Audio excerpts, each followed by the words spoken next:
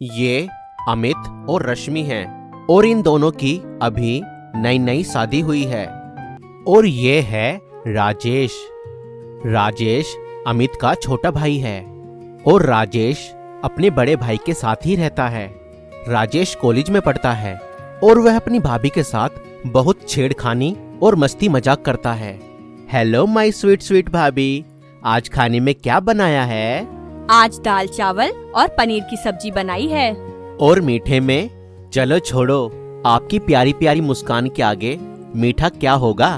हैं? अमित, एक बात कहनी है। हाँ बोलो रश्मि, क्या बात है? अमित, मुझे राजेश का व्यवहार कुछ अजीब सा लगता है, कुछ अच्छा सा नहीं लगता। अरे बस इतनी सी बात? वो अभी बच्चा है, बस ऐसे ही छेड़छाड़ करता है। आखिर तुम उसकी भाभी जो हो। नहीं अमित, मुझे अच्छा नहीं लगता। देखो रश्मि, वो अभी बच्चा है, उसको गलत मत समझो। अगले दिन रश्मि सोफे पर बैठी होती है, तभी राजेश पीछे से आकर रश्मि की आंखें बंद कर लेता है। बताओ भाभी, मैं कौन हूँ? राजेश, क्या कर रहे हो? अरे भाभी, क्या हो गया? क्यों इतनी सुंदर लग रही हो इस ड्रेस में?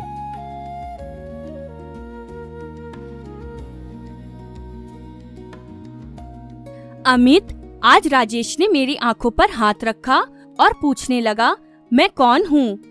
अरे वो खेल रहा होगा, बच्चा है। तुम बात बात पर गलत क्यों सोचने लग जाती हो?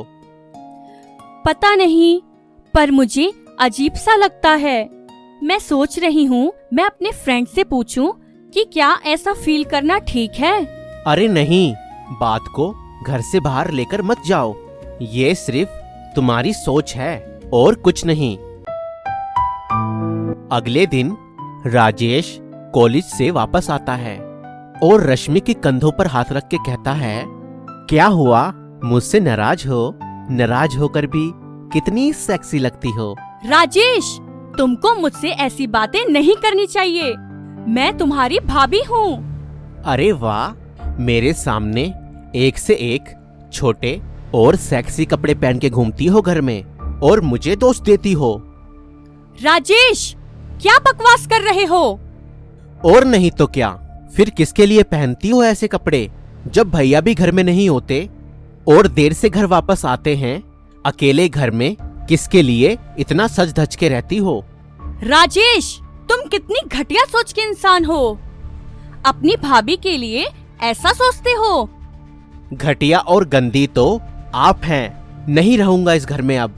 अमित, आज राजेश ने मुझे सेक्सी कहा और मेरे कंधे पर हाथ रखने की कोशिश की। अच्छा, फिर क्या हुआ? जब मैंने उसे गुस्से से मना किया तो कहने लगा, घर में इतना सज धज कर क्यों रहती हो? जब भैया भी घर पर नहीं होते तो किसको दिखाने के लिए इतना करती हो? सुन लिया ना तुमने? मुझे पता था मेरा भाई गंदी सोच का है ही नहीं, सब तुम्हारी ही गलती है। क्यों इतना सज धज कर रहती उसके सामने? मैं तो शाम को आता हूँ। अमित, क्या आप भी मुझ पर दोष लगा रहे हैं? और नहीं तो क्या, फिर क्या कहूँ? तुम बड़ी सती सावित्री हो। तुम्हारे जैसी औरतें ही मर्दों को गलत काम करने के लिए मजबूर करती हैं। क्या रश्मि और उसके सजने संवरने को राजेश की बुरी नीयत को दोषी देना सही है? अक्सर पुरुष प्रधान समाज में सिर्फ औरतों को ही उनके साथ हुए शोषण को और यौन शोषण के लिए जिम्मेदार ठहरा दिया जाता है और इसे पीड़ित दोष कहा जाता है। आपको क्या लगता है, इसमें किसकी गलती है? अपना जवाब या अपनी राय हमें जरूर से कमेंट करके बताएं। हमें आपके कमेंट्स का इंतजार रहेगा।